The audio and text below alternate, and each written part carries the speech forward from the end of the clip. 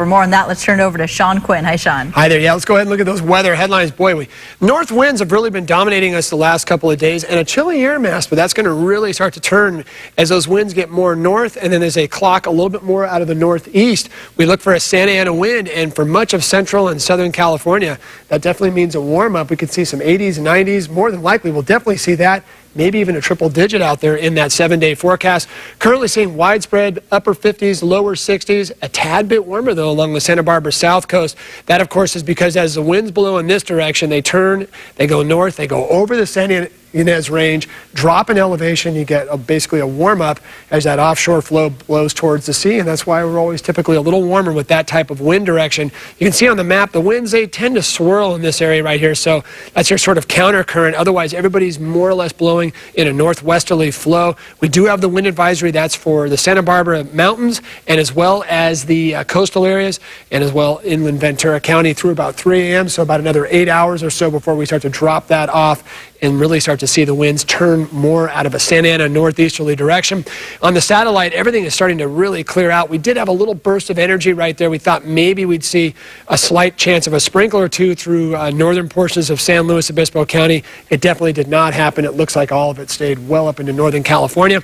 As we tighten up the map, though, we're going to go ahead and watch something that happens typically with these storm systems. As the low moves through, what happens is it pushes well to our east, and then we get the wind as the high pressure area fills in behind it, and then as the high pressure starts to set up shop right over California. In fact, this one's going to bend out and blow up all over the entire west coast, all the way up into Canada.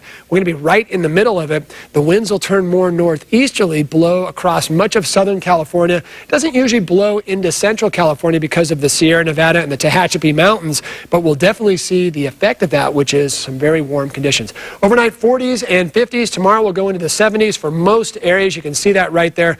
Everybody warming up. Cool overnight because of that air mass, but by tomorrow we expect to warm things up. Again, everybody going a few degrees, and that warming definitely jumps into high gear in a couple of days. Now, the ocean temperature is frigid. I'm going to go ahead and say that with all due respect to anybody that thinks it wasn't, because that 55 right there, Victoria, I'm going to say that was generous because I felt colder. I'm just telling you that as a personal experience today.